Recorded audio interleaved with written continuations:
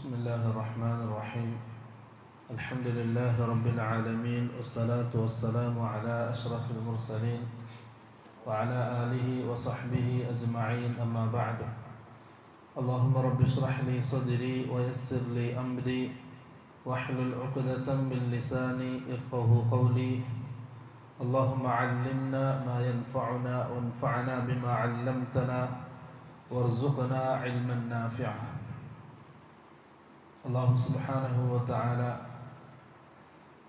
നമ്മളെ ഒരുമിച്ച് കൂടൽ നാളെ ആഖിറത്തിൽ നമ്മുടെ മീസാനിൽ കനം തൂങ്ങുന്ന അമലായി നമ്മിൽ നിന്ന് സ്വീകരിക്കുമാറാകട്ടെ.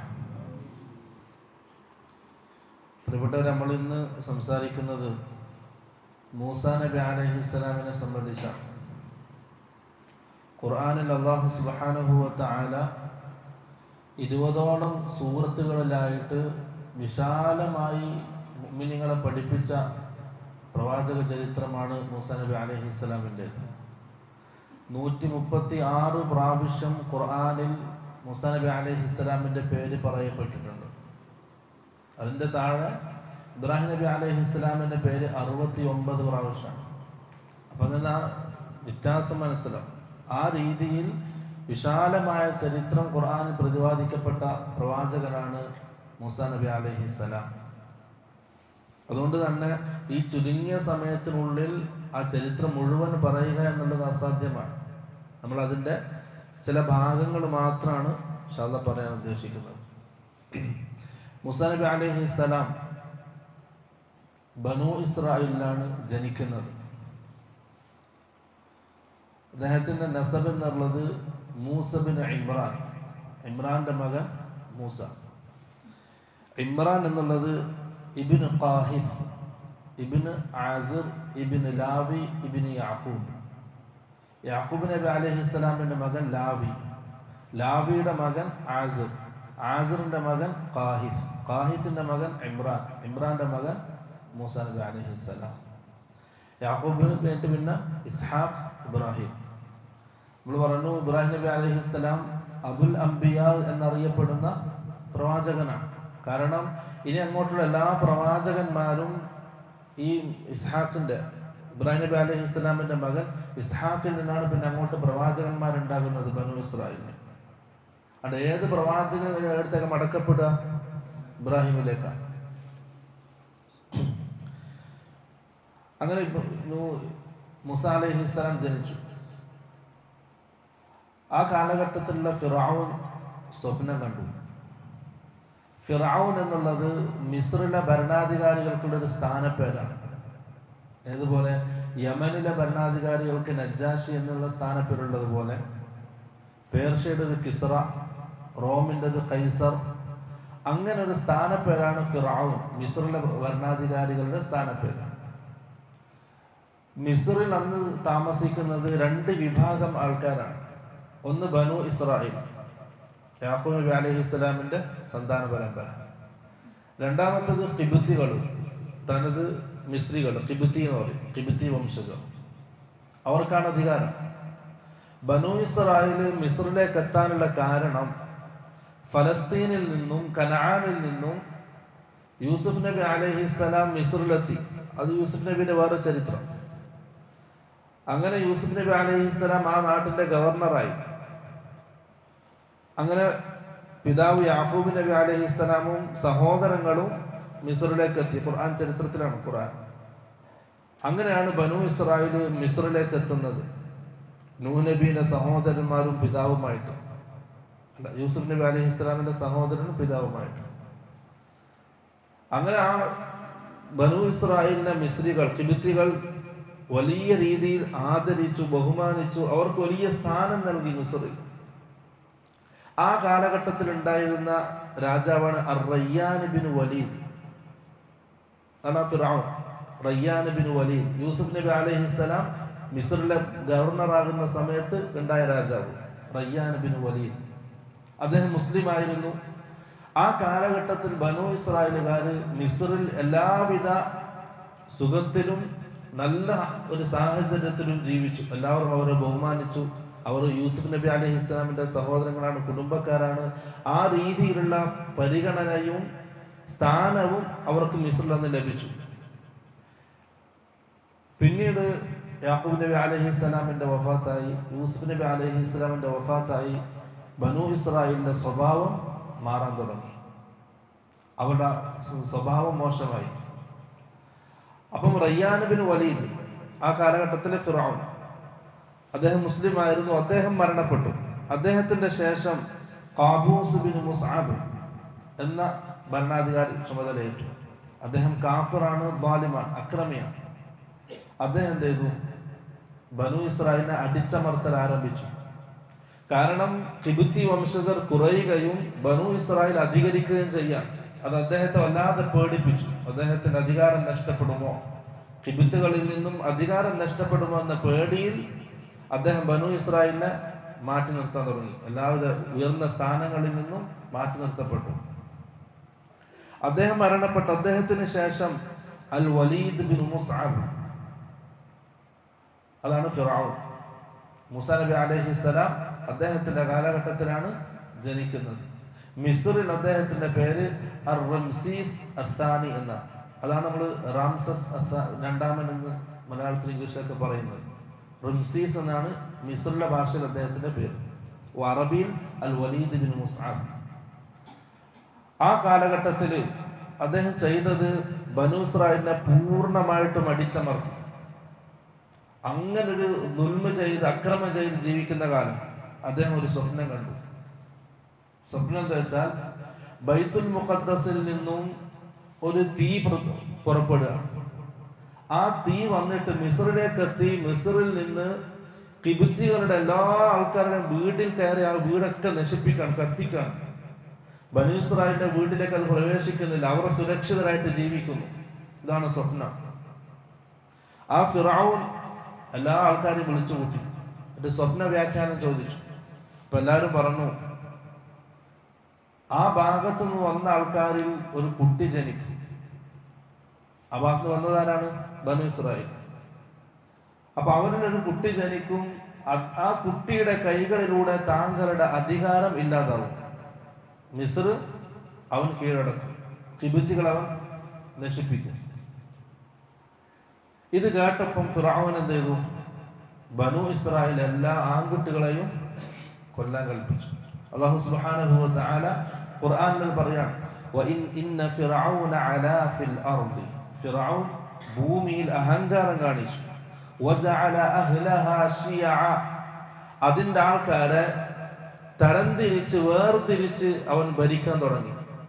അവ തമ്മിലടിപ്പിച്ച് വേർതിരിച്ചിട്ട് ബലഹീനമാക്കി ഓരോ കക്ഷികളാക്കി നിർത്തിയിട്ട് അവൻ ഭരണം നടത്തി. യസ്തളിഫു ത്വായിഫതൻ മിൻഹും, അതിലൊരു വിഭാഗത്തെ അവൻ പൂർണ്ണമായിട്ടും ബലഹീനമാക്കി. യുദബ്ബിഹു അബ്നാഅഹും വയസ്തഹീ നിസാഅഹും, അവൻ ആ ബനൂ ഇസ്രായേലിലെ ആൺകുട്ടികളെ കൊല്ലുകയും പെൺകുട്ടികളെ ജീവിക്കാൻ വിടുകയും ചെയ്തു. അപ്പൊ സ്വാഭാവികമായിട്ടും ആണുങ്ങൾ കുറഞ്ഞു, പെണ്ണുങ്ങൾ അധികരിച്ചു. സന്താനോത്പാദനം ഇല്ലാതായി. അവരുടെ പാരമ്പര്യം കുറഞ്ഞു, അവരുടെ ജനസംഖ്യ കുറഞ്ഞു. ഇന്നഹു കാന മിനൽ മുഫ്സിദീൻ, ആ ഫിറഔൻ മുഫ്സിദീങ്ങളിൽപ്പെട്ട ആൾക്കാരാണ്, ഭൂമിയിൽ കുഴപ്പമുണ്ടാക്കുന്ന ആളിൽപ്പെട്ടവരാണ്. ആ ഒരു കൽപ്പന നടന്നുകൊണ്ടിരിക്കുകയാണ്. ബനൂ ഇസ്രായേൽ ജനിക്കുന്ന ഓരോ കുട്ടികളെയും ഫിറഔൻ വധിച്ചുകൊണ്ടിരിക്കുകയാണ്. അപ്പോഴാണ് മൂസാ നബി അലൈഹിസ്സലാമിന്റെ ഉമ്മ മൂസാ നബി അലൈഹിസ്സലാമിനെ പ്രസവിക്കുന്നത്. നല്ല പേടിയുണ്ടായിരുന്നു. എങ്ങനെയെങ്കിലും മകനെ വളർത്തണം, ഫിറഔന്റെ കണ്ണിൽ നിന്നും ഒളിപ്പിച്ചു വെച്ച് മകനെ വളർത്തണം. ആ സമയത്ത് അല്ലാഹു സുബ്ഹാനഹു വ തആല മൂസാ നബി അലൈഹിസ്സലാമിന്റെ ഉമ്മക്ക് വഹി കൊടുക്കുക. ആ വഹി എന്തല്ല, നുബുവത്തിന്റെ വഹിയല്ല, മറിച്ച് അതൊരു മനസ്സിന് തോന്നിപ്പിക്കുന്നതാണ്, ഇൽഹാം എന്ന് പറയും. വഔഹൈനാ ഇലാ ഉമ്മി മൂസ അൻ അർദിഈഹി, ആ മകന് പാല് കൊടുക്കാൻ മൂസയുടെ ഉമ്മാക്ക് നാം വഹി നൽകി. ഫഇദാ ഖിഫ്തി അലൈഹി ഫഅൽഖീഹി ഫിൽ യം, ആ മകന്റെ വിഷയത്തിൽ നിങ്ങൾ പേടിക്കുന്നുണ്ടെങ്കിൽ ആ മകനെ കടലിലേക്ക് ഇടാൻ പറഞ്ഞു. വലാ തഖാഫി വലാ തഹ്സനി, എന്താണ് വാഗ്ദാനം? വലാ തഖാഫി, നീ പേടിക്കരുത്. വലാ തഹ്സനി, നീ ദുഃഖിക്കുകയും വേണ്ട, പേടിക്കുകയും വേണ്ട. ഇന്നാ റാദ്ദൂഹു ഇലൈകി വജാഇലൂഹു മിനൽ മുർസലീൻ, ആ മകനെ ഞാൻ നിനക്ക് തിരിച്ചു തരും. അല്ലാഹുവിന്റെ വാഗ്ദാനമാണ്. നീ ധൈര്യമായിട്ട് ആ മകനെ കടലിലേക്ക് ഇട്ടോ. ആ മകനെ ഞാൻ ആ മകനെ നിനക്ക് തന്നെ തിരിച്ചു തരും. മാത്രമല്ല വജാഇലുഹു മിനൽ മുർസലീൻ, അവനെ ഞാൻ മുർസലീങ്ങളിൽ ഉൾപ്പെടുത്തുകയും ചെയ്യും. ഉമ്മ എന്ത് ചെയ്തു? മൂസാ നബി അലൈഹി ഇസ്ലാമിന്റെ ഉമ്മ ഒരു പെട്ടിയിലാക്കി നൈൽ നദിയിലേക്ക് വിട്ടു. ഫൽതഖതഹു ആലു ഫിർഔൻ, ആ നൈൽ നദിയിൽ ഒഴുകി വരുന്ന ആ പെട്ടി ഫിർഔന്റെ ഭാര്യയുടെ ഒരു വേലക്കാരി കണ്ടു. ആ വേലക്കാരെ പെട്ടി എടുത്തു. ഒറ്റക്ക് തുറന്നില്ല, പേടി. നേരെ ഫിർഔന്റെ ഭാര്യന്റെ അടുക്കലേക്ക് പോയി. എന്നിട്ട് എന്ത് ചെയ്തു? രണ്ടാളും കൂടി തുറന്നു. നല്ലൊരു കുട്ടിയെ കണ്ടു. അതിന് അല്ലാഹു പറയാണ് ഫൽതഖതഹു ആലു ഫിർഔൻ, ആ കുട്ടിയെ ഫിർഔന്റെ കുടുംബം വീണ് കിട്ടി, അവർ വീണെടുത്തു. എന്തിന്? ലിയകൂന ലഹും അദുവൻ വഹസന, അവർക്ക് തന്നെ ശത്രുവായിക്കൊണ്ടും അവർക്ക് തന്നെ അവരെ ദുഃഖത്തിലാക്കിക്കൊണ്ടും ഫിർഔനെ മൂസാ നബി അലൈഹിസ്സലാമിനെ ഫിർഔന്റെ കുടുംബം എടുത്തു. ഇത് കണ്ടപ്പോ ഫിർഔൻ കൽപ്പിച്ചു, ബനൂ ഇസ്രായേലിലെ കുട്ടിയായിരിക്കാം, കൊല്ലണം. ആ സമയത്ത് ഫിർഔന്റെ ഭാര്യ പറഞ്ഞു, വഖാലത്ത് ഇംറഅതു ഫിർഔൻ ഖുർറതു ഐനിൻ ലീ വലക്, ഇതിനെ കൊല്ലരുത്, ഈ മകൻ എനിക്കും നിങ്ങൾക്കും കൺകുളിർമയാണ്. ലാ തഖ്തുലൂഹു അസാ അൻ യൻഫഅനാ ഔ നത്തഖിദഹു വലദ, പിന്നീട് ഇവൻ നമുക്ക് ഉപകരിക്കും, ഇവനെ കൊല്ലരുത്, നമുക്ക് ഇവനെ മകനായി സ്വീകരിക്കാം. വഹും ലാ യശ്ഉറൂൻ, പക്ഷെ എന്താണ് യാഥാർത്ഥ്യം എന്നുള്ളത് അവർ അറിഞ്ഞിരുന്നില്ല. അങ്ങനെ എന്ത് ചെയ്തു? ഫിർഔന്റെ കൊട്ടാരത്തിൽ ആ മകൻ വളരാൻ തുടങ്ങി. മകന് പാല് കൊടുക്കണം, കുട്ടിക്ക് പാല് കൊടുക്കണം. ഓരോരുത്തരും വന്നു. ഈ വിവരം ആർക്ക് കിട്ടി? മൂസാ നബി അലൈഹിസ്സലാമിന്റെ ഉമ്മാക്ക് കിട്ടി. കുട്ടിയെ ഫിർഔൻ കൊട്ടാരത്തിൽ എത്തിച്ചിട്ടുണ്ട്. ഉമ്മാക്ക് പേടി കൂടി. വഅസ്ബഹ ഫുആദു ഉമ്മി മൂസ ഫാരിഗ, അല്ലാഹു പറഞ്ഞ വാക്കാണ്. വഅസ്ബഹ ഫുആദു ഉമ്മി മൂസ ഫാരിഗ, മൂസാ നബി അലൈഹിസ്സലാമിന്റെ ഉമ്മാക്ക് മനസ്സ് നിറയെ മൂസയുടെ ചിന്ത. ഉറക്കില്ല, ഭക്ഷണമില്ല, ഒന്നുമില്ല. മുഴുവൻ മൂസാ നബി അലൈഹിസ്സലാമിനെ സംബന്ധിച്ചുള്ള ചിന്ത. ഇൻ കാദത് ലതുബ്ദി ബിഹി ലൗലാ അർബത്നാ അലാ ഖൽബിഹാ, അല്ലാഹു പറയാൻ, ആ മൂസയുടെ ഉമ്മയുടെ ഹൃദയത്തിന് നാം സ്ഥൈര്യം നൽകിയിട്ടില്ലെങ്കിൽ ആ രഹസ്യം അവൾ പുറത്തു വിടുമായിരുന്നു. അധികം രഹസ്യം പിടിച്ചേക്കാൻ കഴിയില്ല പെണ്ണുങ്ങൾക്ക് സങ്കടത്തിന്റെ സമയം. ആ ഹൃദയത്തിന് സ്ഥൈര്യം നൽകിയിട്ടില്ലെങ്കിൽ ആ രഹസ്യം പുറത്തു വിടുമായിരുന്നു. പക്ഷെ വിട്ടില്ല. മൂസാ നബി അലൈഹിസ്സലാമിന്റെ ഉമ്മ മൂസാ നബി അലൈഹിസ്സലാമിന്റെ മൂത്ത സഹോദരിയെ പറഞ്ഞയച്ചു. വഖാലത് ലിഉഖ്തിഹി ഖുസ്സിഹി ഫബസറത് അൻ ബിഹി ജംബിൻ അൻ ജുനുബിൻ, മൂത്ത സഹോദരിയെ പറഞ്ഞയച്ചു, അന്വേഷിച്ചിട്ട് വാ, മൂസയുടെ വിവരം എന്തായി അന്വേഷിക്കും. ആരും അറിയാതെ അന്വേഷിക്കണം, ദൂരത്തു നിന്നും വീക്ഷിക്കണം. അല്ലാഹു സുബ്ഹാനഹു വ തആല പറയാൻ, ആ മൂസാ നബി അലൈഹിസ്സലാമിന്റെ സഹോദരി അന്വേഷിച്ച് കൊട്ടാരത്തിൽ എത്തുന്നതിന്റെ മുമ്പ് ആ സഹോദരി കൊട്ടാരത്തിൽ എത്തുന്നതിന്റെ മുമ്പ് ആ കൊട്ടാരത്തിൽ മുലയൂട്ടുന്ന സ്ത്രീകളുടെ പാല് അല്ലാഹു സുബ്ഹാനഹു വ തആല മൂസാ നബി അലൈഹിസ്സലാമിനെ നിഷിദ്ധമാക്കി. കുടിച്ചില്ല, ആരുടെ പാലും കുടിക്കുന്നില്ല. അങ്ങനെ ഫിറഔനും കുടുംബവും പ്രയാസത്തിലായി, വേലക്കാരികളും പ്രയാസത്തിലായി. മകൻ ആരുടെ പാലും കുടിക്കുന്നില്ല. ആ സമയത്താണ് മൂസാ നബി അലൈഹിസ്സലാമിന്റെ സഹോദരി കടന്നു വരുന്നത്. ആ അവസരം മുതലെടുത്ത് അവള് പറഞ്ഞു, ഫഖാലത് ഹൽ അദുല്ലുകും അലാ അഹ്ലി ബൈത്തിൻ യക്ഫുലൂനഹു ലകും വഹും ലഹു നാസിഹൂൻ, ഞാൻ നിങ്ങൾക്കൊരു കുടുംബത്തെ പരിചയപ്പെടുത്തി തരാം. ഈ മകനെ പൂർണ്ണമായിട്ടും ഏറ്റെടുത്ത് വളർത്താൻ പറ്റുന്ന ഒരു കുടുംബം. ആ കുടുംബം ഈ മകനോടും നിങ്ങളോടും നല്ല ഗുണകാംക്ഷയുള്ള കുടുംബമായിരിക്കും. ആ പ്രസ്താവന അംഗീകരിക്കപ്പെട്ടു. മൂസാ നബി അലൈഹിസ്സലാം തന്റെ മാതാവിന്റെ കയ്യിൽ സുരക്ഷിതമായി തിരിച്ചെത്തി. അല്ലാഹു സുബ്ഹാനഹു വ തആല ആ സംഭവം അവസാനിപ്പിക്കുന്നത് ഫറദദ്നാഹു ഇലാ ഉമ്മിഹി കൈ തഖറ ഐനുഹാ വലാ തഹ്സൻ. ഫറദദ്നാഹു ഇലാ ഉമ്മിഹി, മൂസയുടെ ഉമ്മയിലേക്ക് നാം തിരിച്ചേൽപ്പിച്ചു. എന്തിന്? കൈ തഖറ ഐനുഹാ, അവൾക്ക് കൺകുളിർമയാകാൻ വേണ്ടിയിട്ട്. വലാ തഹ്സൻ, അവൾ സങ്കടപ്പെടാതിരിക്കാൻ വേണ്ടിയിട്ടും. വലിതഅലം, മൂന്നാമത്തത് അവൾ അറിയാൻ വേണ്ടിയിട്ട്. അന്ന വഅദല്ലാഹി ഹഖ്, അല്ലാഹുവിന്റെ വാഗ്ദാനം സത്യമാണ്, അത് പാലിക്കപ്പെടുമെന്ന് അവൾ അറിയാൻ വേണ്ടിയിട്ടുമാണ് അത് ചെയ്തത്. അള്ളാഹുവിന്റെ ഇന്നറാദ്ദുഹു നാം തിരിച്ചു തരാം. പുഴയിൽ ഒഴുക്കിയ കുട്ടിയാണ്, തിരിച്ച് സുരക്ഷിതമായിട്ട് കൈകളിലേക്ക് അള്ളാഹു എത്തിച്ചു. എന്നിട്ട് അള്ളാഹു പറയാണ് വലാകിന്ന അക്സറന്നാസി ലാ യഅലമൂൻ. പക്ഷെ അധിക ജനങ്ങളും അവർ മനസ്സിലാക്കുന്നില്ല അള്ളാഹുവിന്റെ വാഗ്ദാനം അത് ഹക്കാണ്. അല്ലേ? ആ പറഞ്ഞ വാക്ക് എത്ര ഹക്കാണ്.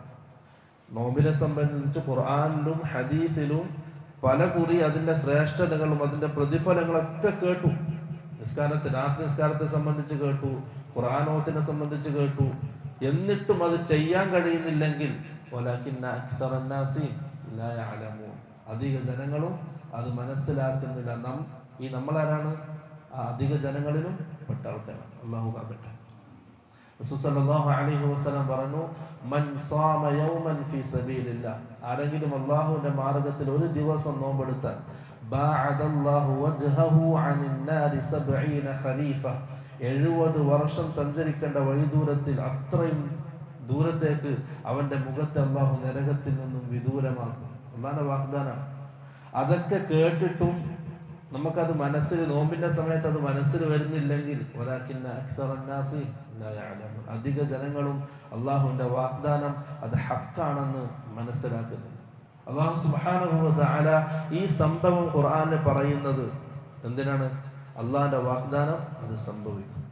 അല്ലാഹു ഇന്നക ലാ തുഖ്ലിഫുൽ മിആദ്, അല്ലാഹുവേ നീ ഒരിക്കലും വാഗ്ദാനം ലംഘിക്കുന്നവനല്ല.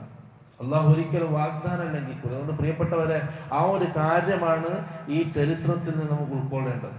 അള്ളാഹിന്റെ വാഗ്ദാനം അത് നടപ്പാക്കപ്പെടും. അതിൽ പൂർണ്ണ യഖീൻ ഉണ്ടാകണം, പൂർണ്ണ ഉറപ്പുണ്ടാകണം. എന്തെല്ലാം വാഗ്ദാനങ്ങളാണ് മുഅ്മിനീങ്ങൾക്ക് അള്ളാഹു ഖുർആനിൽ പറഞ്ഞു തന്നിട്ടുള്ളത്. ഹദീസിൽ റസൂൽ സല്ലല്ലാഹു അലൈഹി വസല്ലം എത്ര വാഗ്ദാനങ്ങൾ നൽകുന്നുണ്ട്. അതൊക്കെ യാഥാർത്ഥ്യമാണെന്നുള്ള ഒരു ബോധം ഈ ചരിത്ര സംഭവം കേൾക്കുന്നതിലൂടെ നമുക്ക് വേണം. അതാണ് ഒന്നാമത്തെ സംഭവം. രണ്ടാമത്തേത് മൂസാ നബി അലൈഹിസ്സലാമിന്റെ കല്യാണം, വിവാഹം. മൂസാ നബി അലൈഹിസ്സലാം മിസ്റിൽ നിന്നും ഒരാളെ കൊല്ലേണ്ടി വന്നു. ഒരടി കൊടുത്തതാണ്, അദ്ദേഹം മരണപ്പെട്ടു. ആ ഭയം കാരണം, ഫിർഔൻ പിടിക്കുമെന്ന ഭയം കാരണം മദിയനിലേക്ക് നാടുവിട്ടു.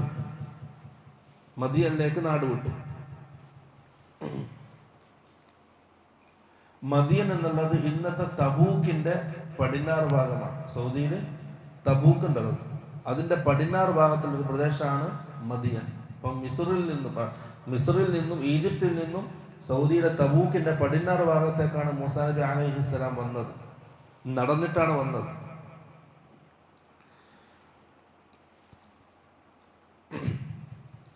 അല്ലാഹു സുബ്ഹാനഹു വ തആല പറയാണ്, വലമ്മാ വറദ മാഅ മദിയന, ഒരു രാവിലെ സുബ്ഹിന്റെ ശേഷമുള്ള സമയത്താണ് മൂസാ നബി അലൈഹിസ്സലാം മദിയനിൽ എത്തുന്നത്. നേരെ വരുന്നത് അവിടെയുള്ള ഒരു കിണറിന്റെ അടുത്തേക്കാണ്.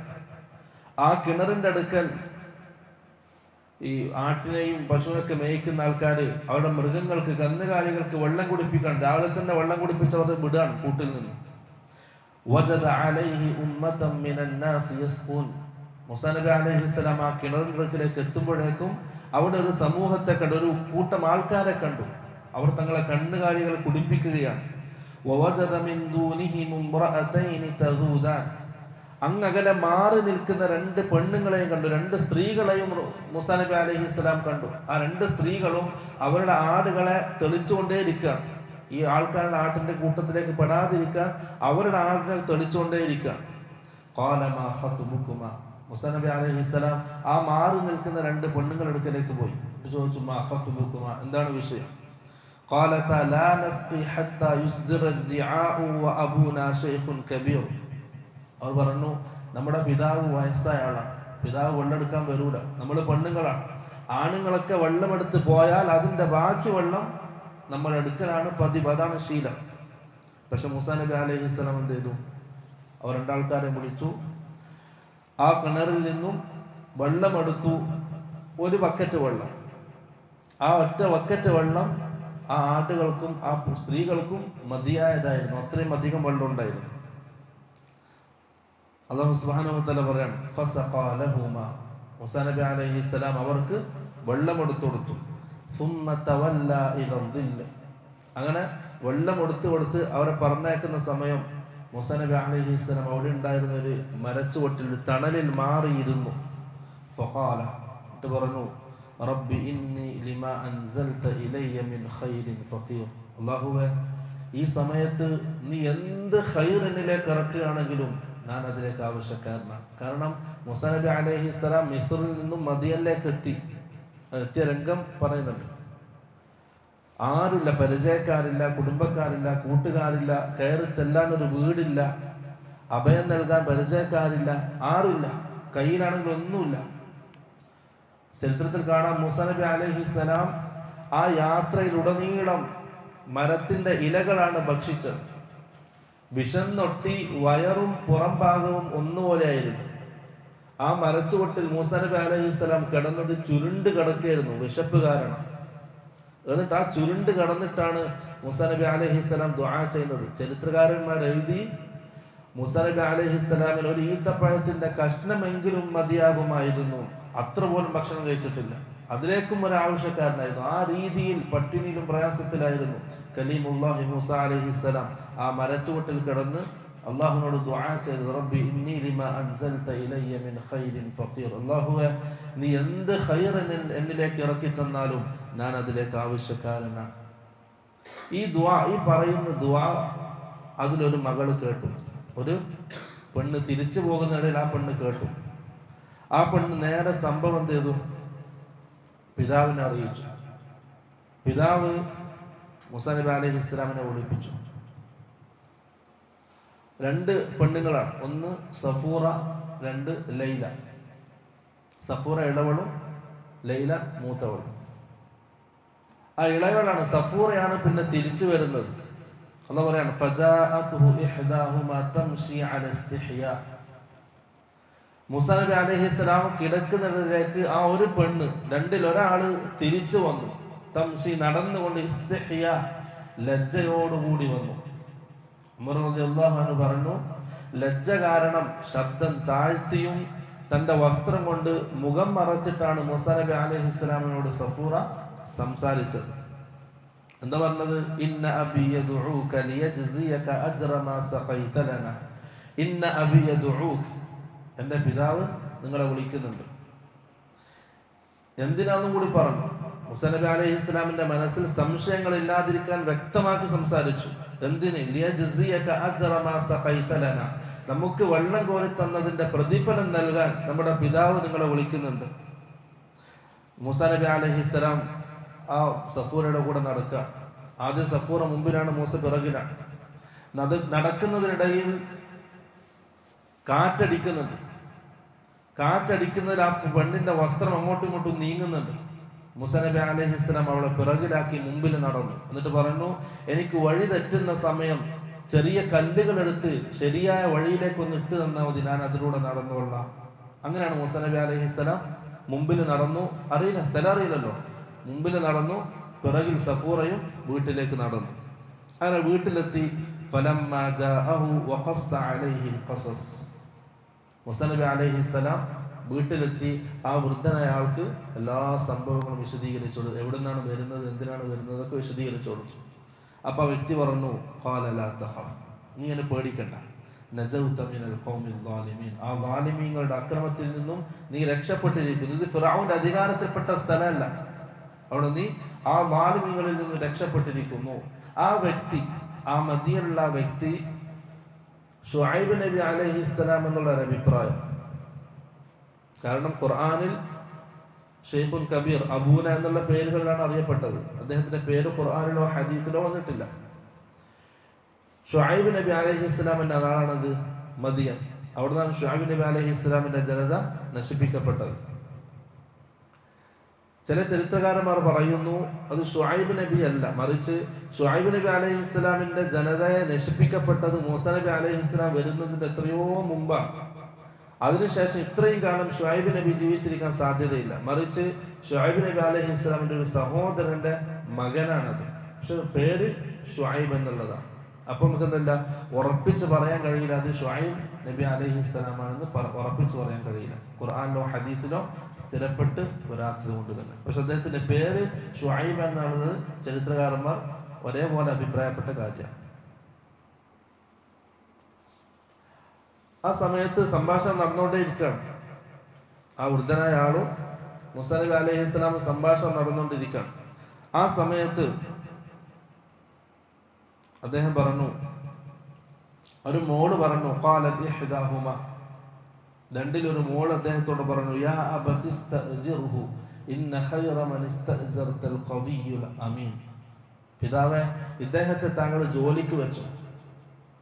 ജോലിക്ക് വയസ്സായാണല്ലോ, ആടിനെ മേയിച്ചിട്ട് പെമ്മക്കളാണ് നടക്കുന്നത്. അതിന് പകരം ഇദ്ദേഹത്തെ ജോലിക്കാരനായി സ്വീകരിച്ചു. ഇദ്ദേഹം കവിയാണ്, അമീന.